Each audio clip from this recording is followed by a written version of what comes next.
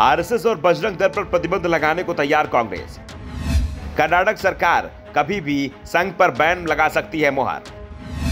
प्रतिबंध के मुद्दे पर कांग्रेस पार्टी में दिखाई दे रहे हैं मतभेद। कर्नाटक में सत्ता में वापसी के बाद से ही कर्नाटक के अंदर मतभेद सामने आने लगे हैं। चुनाव में पूरी तरह से एकजुट होकर लड़ने वाले कांग्रेस के नेता अब आपस में ही लड़ने लगे हैं। एक दूसरे से आगे निकलने की जल्दी ऐसी है कि ऐसे ऐसे बयान दिए जा रहे हैं जिससे पार्टी को ही नुकसान हो सकता है। सीएम पद को लेकर तो अभी तक घमासान मचा हुआ है। सिद्धारमैया सीएम बन चुके हैं। सरकार ने कामकाज भी शुरू कर दिया है। कैबिनेट बैठक में कांग्रेस की 5 गारंटियों पर मुहर भी लगा दी गई है, लेकिन सिद्धारमैया कब तक सीएम रहेंगे, इस पर सवाल खड़े हो गए हैं।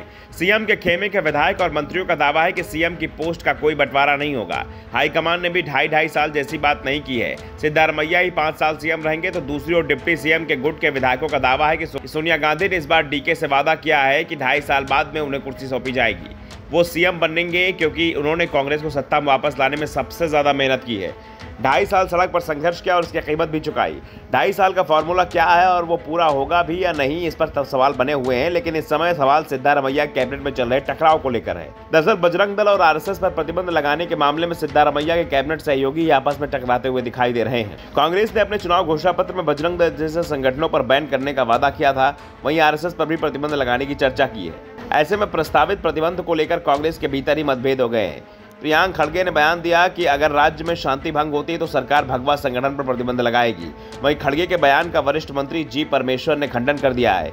परमेश्वर ने कहा कि इस मुद्दे पर पार्टी के भीतर कोई चर्चा नहीं हुई है और खड़गे ने जो विचार व्यक्त किए हैं वो उनके व्यक्तिगत विचार हैं। जी परमेश्वर ने कहा कि आरएसएस, बजरंग दल या पॉपुलर फ्रंट ऑफ इंडिया पर प्रतिबंध के बारे में हमारी कोई चर्चा नहीं हुई है। अभी इस तरह के मुद्दों पर चर्चा करने का समय नहीं आया है। घोषणा पत्र में हमने बजरंग दल और पीएफआई के बारे में कहा था कि अगर वे शांति भंग करते हैं तो हम उनके खिलाफ कार्रवाई करेंगे, जरूरत पड़ने पर उन्हें प्रतिबंधित करने तक भी जाएंगे। इसके अलावा इस मुद्दे पर बात नहीं हुई है। इस बीच विधानसभा चुनाव में पूर्व सीएम जगदीश शेट्टार को हराने वाले भाजपा विधायक महेश तेंगिनाकाई ने बजरंग दल और आरएसएस की तुलना पीएफआई और एसडीपीआई से करने वाले मंत्री को चेतावनी दी। उन्होंने कहा कि मुसीबत को न्योता ना दें। विधायक ने कहा कि बजरंग दल और आरएसएस पर प्रतिबंध लगाने का प्रस्ताव रखना अनुचित है। साफ है, प्रियांक खड़गे ने जो बयान दिया है वो पूरी तरह से राजनीतिक ही दिखाई दे रहा है। कांग्रेस नेताओं को इस बात का एहसास है कि अगर वो संघ और बजरंग दल पर प्रतिबंध लगाने का प्रस्ताव पास भी करते हैं तो उसे तुरंत ही कोर्ट में चुनौती दे दी जाएगी और कोर्ट में कांग्रेस सरकार की दलीलें टिक नहीं पाएंगी।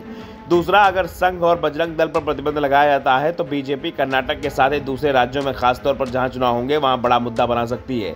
ऐसे में कांग्रेस की सरकार शायद ही जल्दबाजी में कोई फैसला लेगी। खासतौर पर लोकसभा चुनाव से पहले वो इस तरह कोई कदम नहीं उठाएगी, ये तय माना जा रहा है। दूसरी ओर प्रियांक खड़गे जरूर अपने बयान पर डटे हुए हैं। दिल्ली पहुंचे प्रियांक खड़गे ने कहा कि उनकी पार्टी बजरंग दल और आरएसएस पर प्रतिबंध लगाने की तैयारी कर रही है। इसके अलावा उन्होंने यह भी दावा किया कि कर्नाटक में बीजेपी सरकार के विवादास्पद कानूनों को बदलने की भी तैयारी चल रही है। Bureau report, the Navdarpan news.